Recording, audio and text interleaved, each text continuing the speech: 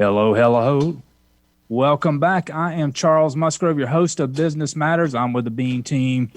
We're still in the COVID crisis lockdown. Things are looking better, but we're still in the shutdown. People are still working from home or they're not working at all. We're still keeping our physical distance, hopefully not socially distant, that we're still in communication with people. This is another episode of Business Matters. And like the others with this COVID crisis, we like to say the date and the time because things change so rapidly. Who knows what's going to, when you watch this or listen to it, what has happened since we recorded this. So today is Friday, April the 10th, 1:53 p.m. Eastern Standard Time. So remember that and think of that day when you watch this and listen to it in the future. So this will be kind of neat to go back and watch these and listen to the shows once we get out of this COVID crisis and we get back to the new normal. So I know that one of the hot topics that a lot of people have been interested in has been the funding that's issued by the different federal and state organizations. We've got the Paycheck Protection Program. That's been one of the big funding options that has come through the SBA, issued through the banks. And we have in the house today one of our very own Bean team leaders. And we have with us today Roxanne Sexton. Roxanne, welcome to Business Matters. Yes, thank you. Happy to be here. Great. Roxanne's been on the front line of helping clients and helping other businesses out there understand the different funding options. We've got the Paycheck Protection Program that she's done a lot of applications for. She's really taken a deep dive on understanding how to do these applications, helping people, guide them through the process, and working with the banks to upload those and submit those. So she's got a great understanding of that. She's done the SBA Disaster Loans, they call them the EIDL loans, the economic injury disaster loans. So she's done a lot of those applications, as well as the emergency grant bridge loans through the state of Florida. So we're going to talk about those today. Right now we're in the pre-show, and in the pre-show we kind of set up what the deep dive is going to be when we get into the recording of the show. So we're going to set up the topics today right now in this section. So Roxanne, I know that we've done a lot with our clients to educate them and to help them with this Paycheck Protection Program. Would you say that's been probably the most time sensitive as far as getting that in quickly? And what's been your reaction to how that process has gone? It's been frustrating for the business owners. There's been so much information that's come at different times. We originally got one set of information and then it was revised. SBA released new instructions. The banks released new instructions. So it's been a frustrating process, but we keep communicating. I think that's the big message, is just keep communicating with each other and with the banks and gathering this information so that we can be on top of everything. And this week, the banks have really started moving a lot faster, getting these loans done. So that's taken some of the pressure off. We have more information. It's been a lot smoother this week. So that's been a good sign. Yeah, absolutely. This is, we've had Zoom calls with clients over the past week, and really the speed, it has been frustrating. It's been frustrating to the business owner. It's been frustrating to us. And I know the banks have felt a lot of pressure as well. But if you think about it, 2 weeks ago on Friday is when the president signed into law this Paycheck Protection Program. So at that day, on that Friday 2 weeks ago, Mnuchin made the statement that the SBA would begin funding those within a week. So that was last Friday. So the banks actually started accepting applications last Friday afternoon. So within a week, and we have seen and we've heard of some of these loans have been funded so far. So within 2 weeks, those have been funded. So just for the banks to be able to fund those loans within 2 weeks of a law going into effect is pretty remarkable. If you think about the size of the federal government, the $350 billion program that they signed into law that day, even though it's been frustrating on all parties, the thing has evolved over that 2-week period of time, and to see that the SBA and the banks have funded that within that period of time is pretty remarkable, even though that has been a frustrating process. So hats off to the banks. I know they started working around the clock basically last weekend once they got the final guidelines from the SBA. So hats off to them. I know they put in a tremendous amount of time and effort over that period of time to get that done, to get those loans in process, and we should see a lot of those get funded over next week. I would say next week is when we're probably going to see a lot of the banks fund those loans to the people that have applied for those PPP loans. I agree. Yeah. We've already gotten at least one or two that we've seen come through this week. It was a pretty fast turnaround for one of them in particular. It was great, pretty much 48 hours from when they completed their application to getting the money in the bank. So, that was pretty impressive to see that happening. Once they got the kinks worked out, everything's really flowing better now. Yeah, it is remarkable. So we'll talk in some of the specifics of what is required for that Paycheck Protection Program. We'll talk about that in more detail on the show. The second loan is the EIDL loans, and those were made available with minus the $10,000 grant that was added with the CARES package that was signed into law 2 weeks ago. However, the EIDL loans were available pretty much as soon as the state was declared an state of emergency. So once that was done, then the EIDL money was available, and that's up to $2 million per loan application. Is what the terms on that? Is that a 2-year loan, Roxanne, on the EIDL loan? I believe that one can go anywhere from 10 to 20 years. Actually, that one's a little bit more long term. The interest rate, I believe, is sitting around 3.75 to 4% on that one. So it is a little bit more of a long term, but it has fewer restrictions on what you can use it for. So it is a good option for a lot of those small businesses that just have bills to pay. They've got stuff to do. That's true. That's a good alternative. That's a very good program. And as I remember, when you file for those, you don't specify a loan amount. You fill out an application, and then the SBA will get back with you and say, based on what your application is, based on your business, then you get a loan amount of X, and the terms of that are your rate is this, and you're paying it over a period of time of X. So that you fill out the application, and then the SBA will get back with you. Now, as of yet, I'm not aware of any clients that have received that return call or return follow-up from the SBA on what those terms are. No, I have not seen that come through yet either. We are still kind of waiting to find out how that's going to play out with the people who have applied already, either before the CARES got implemented or afterwards. So we're hopeful that will start coming through relatively soon. Good. And I guess the third program that we'll talk about is the bridge loans that are offered by the state of Florida, and that's through the Office of Economic Opportunity. And they're doing that in conjunction with the small business development centers across the state of Florida. The SBDCs, we have one in Tallahassee that's at FAMU, the FAMU SBDC. They are, at least until this week, they were the front line on reviewing those applications, and they're doing a loan review of the applications and then approving those before those get funded. And those are funded through the state of Florida. Those are intended to be short-term in nature. 1 year, they have interest-free loan for 1 year, and then they become interest-bearing as of that date. The intent of those bridge loans would be to be repaid upon receipt of SBA or other permanent funding, whatever that is. So those are supposed to be quick. However, at least what we have seen, those are a tad bit on the slow side. I think the last account we got from the FAMU SBDC was that they had processed 83 of those,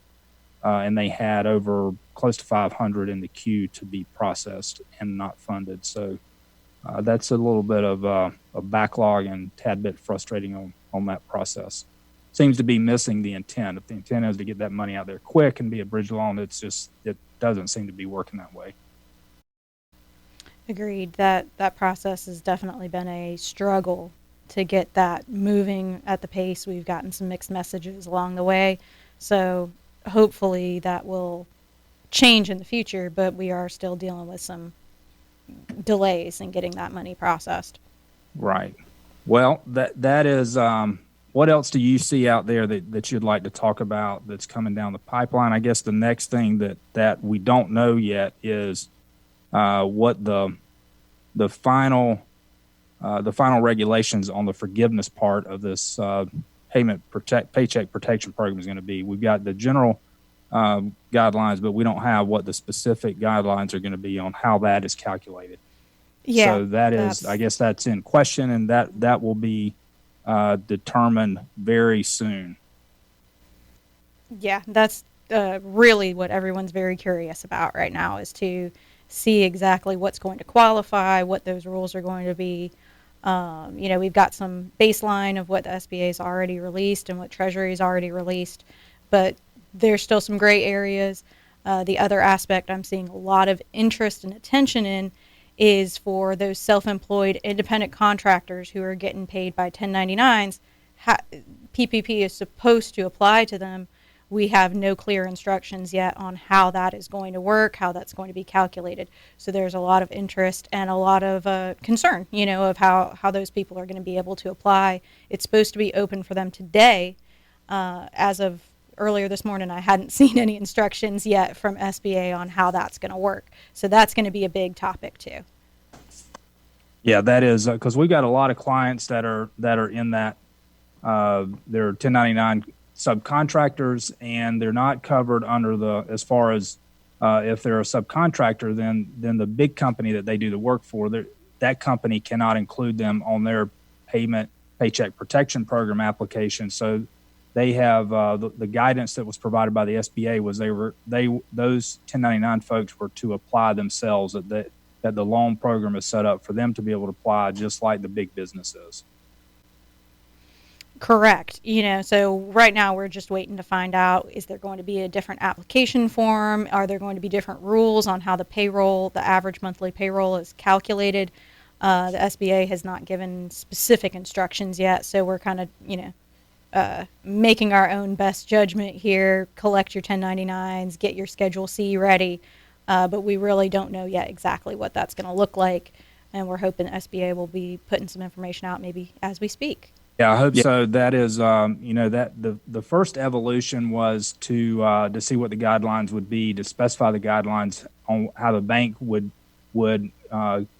collect the data and submit the application. And now we're going to move to the next evolution. That's going to be, okay, how do we do this? What are the metrics for the forgiveness of the loan amount? So that's going to be next. And I know that's what people are going to be concerned about, is to find that out, because that's next in the process. Once they get funded, I think the measurement period is 8 weeks from the date of funding. So that's when the time clock starts, is when they get funded, and it's 8 weeks after that. And you're basically, the guidance they provided is you are comparing your payroll cost before to the 8 week period after you receive funding. It's a payroll dollar comparison as well as a headcount comparison. So until they provide further guidance, that's really the metrics that we're going to be looking at to determine that forgiveness portion.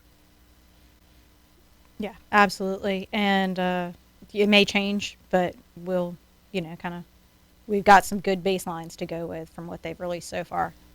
Yeah, I think so. And it is, I've not heard anything specific on how that is going to change. I had heard rumors that they could throw in a revenue component to that, that your revenue had to decline in that 8 week period compared to the before period, but nothing official on that. So we'll just, I think people are going to hold their breath on that to see what happens. And if it's left with the metrics of payroll dollars and payroll headcount, then I think that keeps it fairly simple. And the vetting process, or the proving process on the back end, will be a lot more simple unless they throw more components into that comparison. Yeah, that's really what remains to be seen, and how strict are some of the definitions going to be of what qualifies under, rent and utilities and things like that. Hopefully, again, it will be pretty clear cut, but we don't have a whole lot to work with yet besides just the general definitions. Right. The general is they want to see it's a 75-25%. So they want to see you spend 75% of your cost on your payroll, and then the 25% would be on rent, or if you own your own property and you operate your business out of that, then it would be the interest on that mortgage, and then utilities as well. So those are the components that they've identified specifically so far. The payroll, rent, interest on your mortgage, and utilities. So we'll see what happens as this evolves in the 8-week period that the forgiveness calculation should be done. So I think that's enough to cover the show. So John's going to cue us in with a bit of music, and then we'll go into the recording for the radio show, and that will be a time segment of about 26 minutes. So he'll give us just in case I don't hear the music on the outro, he will drop something in the chat and we'll know when to close it down. So we don't have to do a hard stop at the very end. We'll just be able to conclude our comments at that point. So with that being said, John, why don't you cue us in with some music and we'll get started with the show.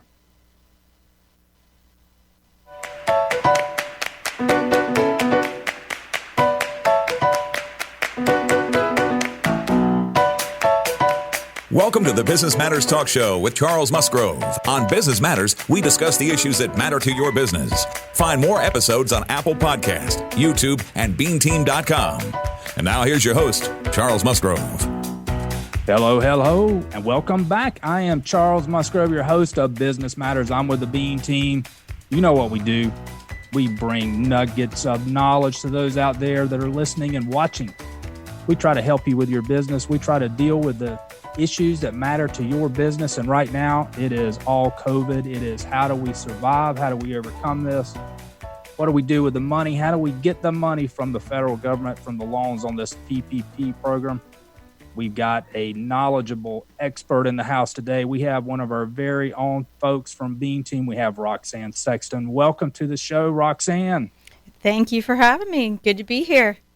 It's going to be awesome. We appreciate you coming in, and I know you are extremely busy right now, yes. Like the rest of the accountants. You are helping businesses fill out the applications for the PPP program, the Paycheck Protection Program, the CARES Act.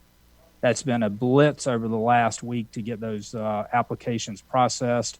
So I want to say thank you. I know the businesses that you worked with are extremely appreciative of the hard work that you've done. So thank you, and thank you for coming in today and being a guest on our show. I'm just glad to be here to be able to share some of this information. I've had a lot of information I've collected in the course of doing these applications, talking with the banks, talking to the SBA.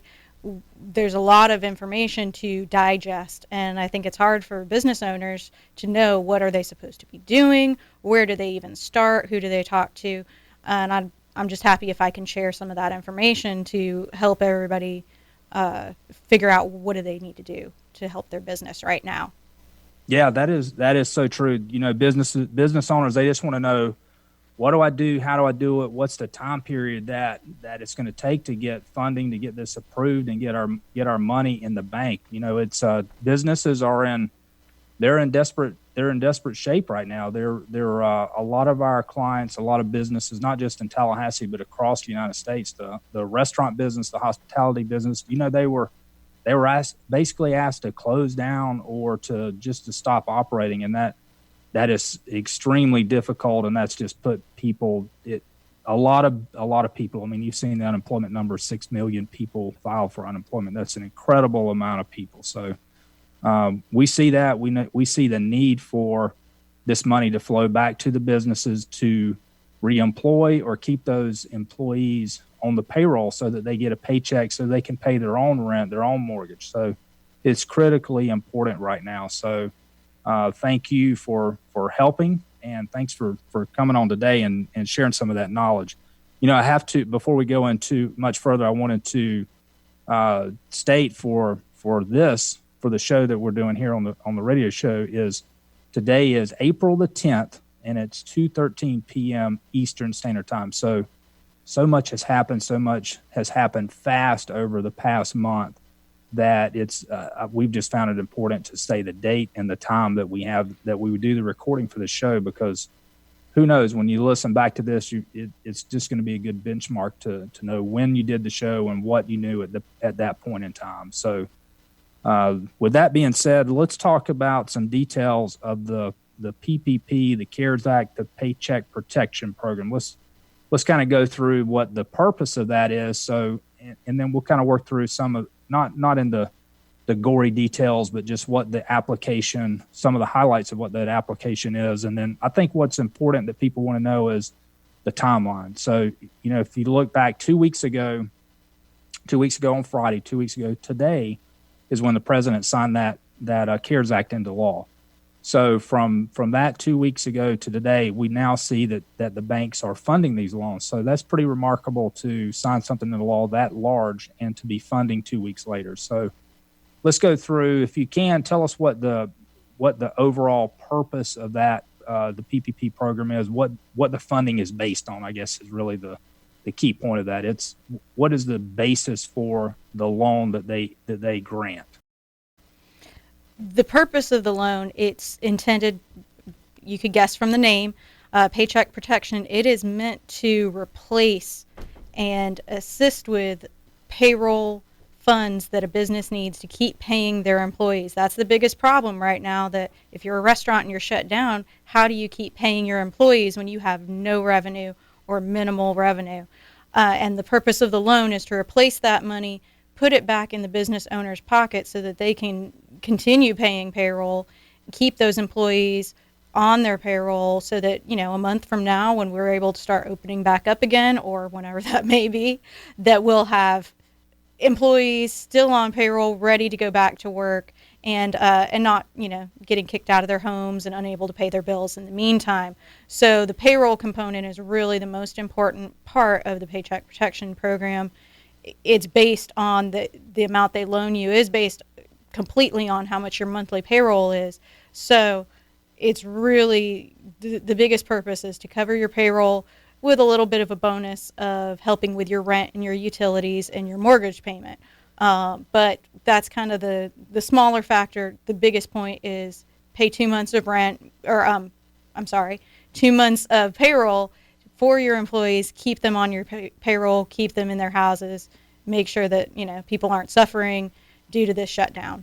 Yeah, that's exactly right. What they're, when they came out with that, what they said and the intent was let's have the try to keep things as normal as possible. So what's normal is that employees get paid from their employer. They get a paycheck. So what the legislation was intended to do was let's keep that same money flow in place instead of those people becoming unemployed and going to collect an unemployment check from the state unemployment fund. Let's keep them employed by the business and have the money flow through the business to the employees. So really that is a replacement of don't go to the unemployment line, don't be unemployed, stay with the business and have the business fund your paycheck. So it is solely, that loan is solely based on, as you said, payroll. So your payroll cost, and there's some components to that. You can include is what people were paid, their regular pay, their vacation pay, their sick pay.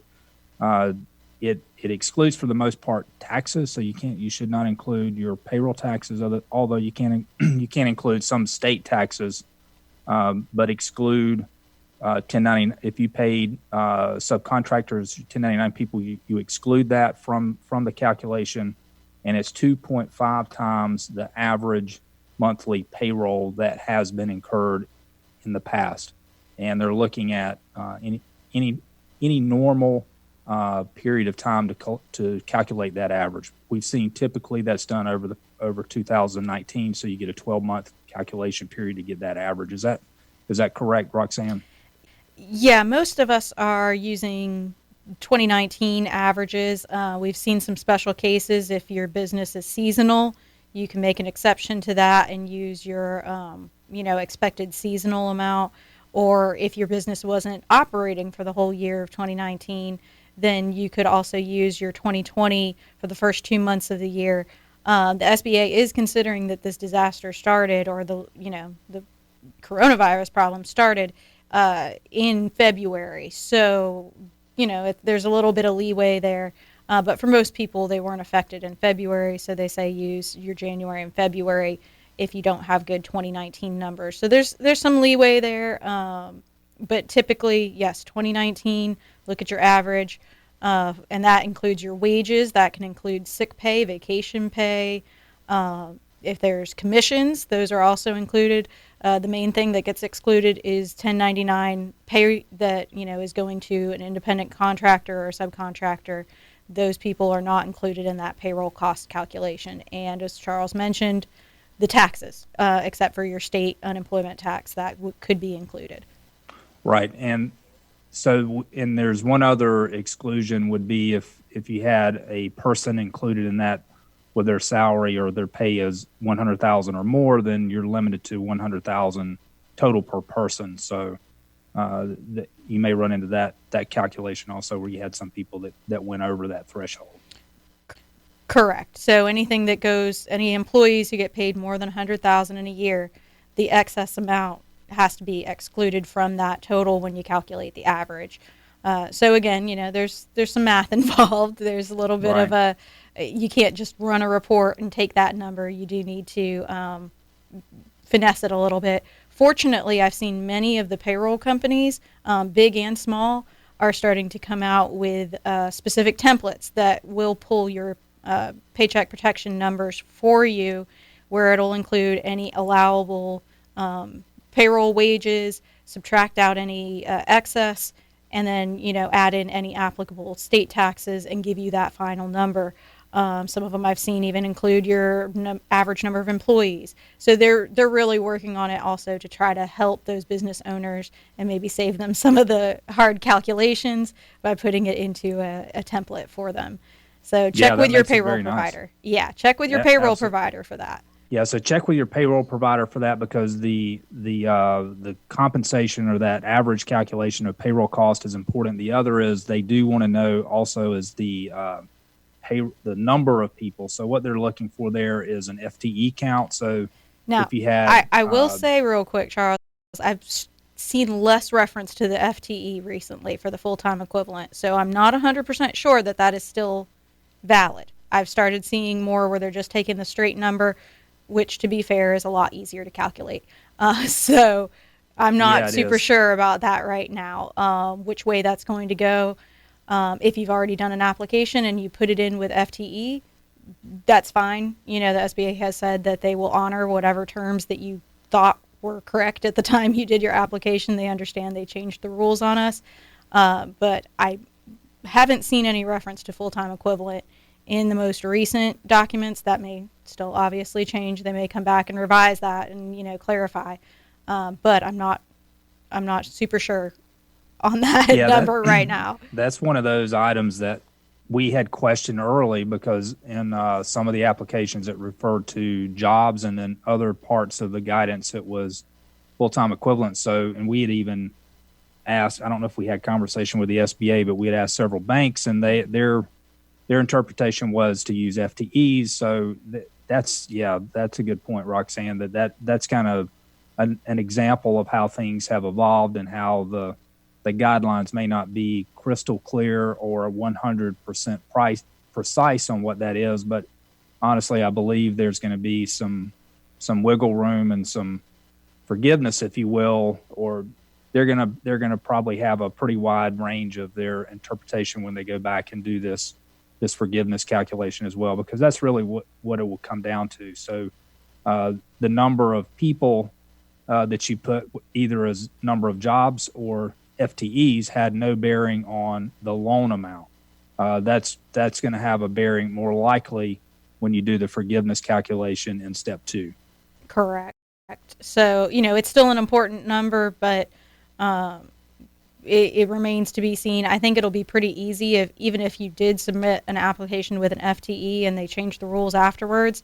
It should be pretty easy to confirm, looking at those application documents, that yes, that number was calculated using FTE. So when the forgiveness step comes around, they'll have to do apples to apples. They won't be able to say, oh, well, you only reported 15 FTE, but you have 30, total.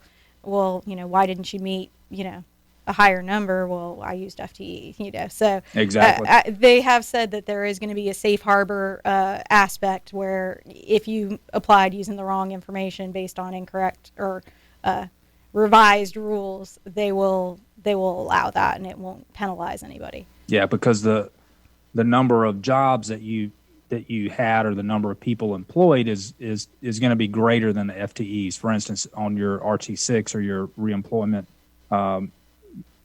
form that you fill out with the state on a quarterly basis, that has the total number of people that were employed during that. That's going to be, part-time people, that's going to be more than higher number than what your FTEs are. So you wouldn't want to do an FTE on your application and then be forced to do a job the job on the back end. So yeah, absolutely, that would cause some serious problems if you weren't expecting it that way. Exactly. So some of the other components of what's on that PPP application would be the affiliates, the bank and the SBA. They want to see the owner's affiliated companies. Not that has any bearing on the amount of the loan, or if the loan is approved. It's more of a disclosure requirement that they have in the application process. Yes, and that's been a sticking point with some people, just figuring out, okay, what information do we need to disclose? How, do I have to list all of my businesses if I have multiples? The rule we're seeing primarily is 20%. If there's more than 20% ownership, there is a disclosure that needs to be made there. The exception that I'm seeing most of the time is for franchises. If you have a franchise business, you are probably excluded from needing to list out those affiliates. We've seen some banks that have kind of maybe not gotten that memo, but most of them, that if you report that you are part of a franchise and list what that franchise is, they will waive the requirement to list your affiliates. But otherwise, if you own several, independent businesses, you will be required to disclose anything that you own more than 20%. Is there anything else? Let me look back at my notes on the there's a couple of other things I wanted to make sure we highlighted, which is really good for the PPP program. Is there's no personal guarantee, there's no collateral or security assigned with the note. So unlike any other SBA loan that you're gonna obtain, I've never seen this before, where there's no personal guarantee, no collateral, no security required for the loan. Yeah, that's a really good aspect of it. They're also putting in a provision that you don't have to try to seek credit elsewhere first, because that's typically also part of an SBA program, that you would be required to try to get a loan elsewhere before you come to them. In this case, no, that's not required. You can just show up to the SBA, or in this case to your bank, to ask for the loan program, and you don't have to do any prior attempts to get credit. It's not based on anything else. It really is just intended to help business owners keep running their payroll, and they understand that putting these other roadblocks in the way would just slow that process down and limit who's going to be able to keep paying payroll. So they made some smart choices in letting those restrictions go away. Yeah, they've really lessened the restrictions on the borrower, and they've also helped the banks as well. They're doing 100% guarantee to the banks, so the banks don't have exposure on this initially. I'm not sure what they're doing with the fees to pay the bank for processing these, but there's no fees associated to the borrower when they get these loans either. So basically, if you apply, the way I understand it is, if you applied for $100,000 loan, then you're not going to get an amount less than that. You're not going to have money taken out for fees, for an SBA fee, or for a bank fee, bank processing fee. So you get the full amount. Correct. And from the ones that I've personally seen, they got exactly what they had requested, based on their average monthly payroll. That was the amount that got deposited into the account. They rounded it up a little bit or rounded down to a even number, but Yeah, the they did closest get 100. they got exactly what they'd requested. And again, it went relatively fast from the time that the bank was able to start processing it. So that was a good sign. And of course, they're doing everything with electronic paperwork. There's no requirement to go in and personally sign anything anywhere. They are doing everything with electronic signatures and by email. So, no exposure to any virus out there having to go out to the bank. Yeah, it should go really fast. The keys are we may have mentioned this before, but the key is if once the bank submits that package to the SBA approves it, the SBA will then issue a funds allocation email or communication back to the bank, which typically the banks have been providing that to the borrower and saying, okay, the SBA has allocated the funds for this loan for you. So you are as close to a guarantee as possible that you're going to get funded for this loan. And then once that happens, then it's in the bank's court. The bank will prepare the loan documents, and they will be e-documents, like you said, and then those go to the borrower. They execute those electronically, and then once those are executed electronically, then the funds flow from the bank to the borrower. So there's not a delay in the process. It should go pretty quickly, and I believe we're going to see a lot of these loans funded over the next week. I think that's really what they're queued up for. We've had a lot of communication with the banks, and from what we're hearing, the process has gone well, and that they're really lined up to start funding these next week. Some of the banks have started funding them this week. We had notification that today they were going to fund a good many of the loans as well. So I think they're going to start today, and we're probably going to see a pretty big avalanche of them next week. Definitely. I'm anticipating many of these starting to come through next week now that the banks have gotten their system with the SBA established properly. Yeah, exactly. We are getting close to the end of the show. We're going to let's go through the other two loan programs fairly quickly. We've got the SBA Disaster Loan, the EIDL loan, the Economic Injury Disaster Loan. That loan application, those are done through the SBA. So the application is made directly to the SBA, and that's an electronic online portal that you can make those applications through. It's and very as part of easy that, to you do. can also request the $10,000 supposed to be emergency funding, supposed to be funded within 3 days, but I don't know that we've seen any of those funded yet, have we, Roxanne? We have not. When I spoke to the SBA last week, they basically said, expect it to take 10 days or up to 2 weeks. So that is not going as fast. I think when they said 3 days, they may have gotten ahead of themselves and meant 3 days from the time that we look at it. So, be patient with that. It will take a little bit longer. Fortunately, the application is very easy. You are not required to submit any documents for the disaster loan. It's just a few numbers from your financials and some owner information. It is a relatively simple form to go fill out online. So I would encourage people to go ahead and do that and go ahead and get their place in line so that they can hopefully get that grant money as soon as possible. Yeah, and as part of that, again, the EIDL money or the disaster loan, that is an application process that you don't specify the amount of the loan. You merely apply for the loan, put your application in, then the SBA will notify you and say you're eligible for this amount of loan. Either you want it or you don't, and here are the terms of that loan. As part of that application, you can request that $10,000 grant. And that grant is supposedly provided, and it's a grant. You don't have to pay it back. And whether you get a loan or not, you still have access to that grant of $10,000. Correct. And I think a lot of people could really use that. It would be really helpful. They will ask for your bank account information during the application process, so make sure to have that handy. But that would be a fantastic resource for a lot of people. Absolutely. So we encourage you to do that. It's relatively painless and quick to do it. The information required on that is minimal. like you said, Roxanne. So we encourage people to do that. Apply for that SBA Disaster Loan, and include in that $10,000 grant. And then the third item out there that we're going to end with, we don't have a lot of time to go into detail on that, is the state bridge loans. Now those were, I don't know if they were limited to 50,000 or if that was, so the limit on that is 50,000, right, Roxanne?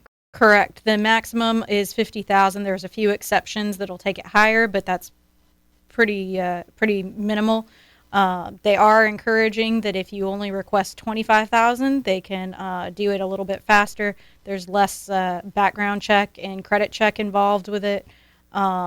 It doesn't have to go through a full approval process. So if you're going to do the state loan, you may consider requesting just up to 25,000 instead if you want to try to expedite it, and don't necessarily need the whole 50. Yeah, one thing that I want to make sure that we point out on that, this is a loan. They expect this loan to be paid back. It's supposed to be a bridge loan to hold you over until you get SBA funding or more permanent financing. It's interest-free for a year, and then the interest rate ticks up pretty heavily. There is a personal guarantee required on this, and the loan is made to the individual owner, not to the business. And the other thing is they do a credit check. They do a loan committee review on this. So it is a bit bogged down. When we heard earlier in the week, they closed 83, and they have 400 and something in the hopper right now. So that is really it. And Roxanne, that's a lot of great information. I thank you so much for joining the show. And absolutely, my pleasure. The information that you provided has been so helpful, and you've been extremely helpful to businesses, to our clients throughout this process. And I know it's not over. I know there's a lot more that we're going to go through when we go through this vetting process and the loan forgiveness process. So stay tuned for that. We're going to have you come back for another show when we do that process, because people will be very anxious about that. So thank you so much. You have provided some great nuggets of knowledge for us on this PPP program and the other loan programs. You have been listening to Business Matters. I'm your host, Charles Musgrove. Join us every week right here on 93.3 Real Talk, coming to you from Tallahassee. I'm in Destin, Florida, Miramar Beach. We've got another multi-location show. Thank you so much. Have a blessed day. Have a blessed week. Stay COVID-free. Join us again next week. I'm your host. Have a great week. Peace. The Business Matters Talk Show with Charles Musgrove is sponsored by the Bean Team. For all your business accounting and tax preparation needs, visit beanteam.com or call 893-7710. You can listen to more episodes of Business Matters on Apple Podcast, YouTube, or visit beanteam.com.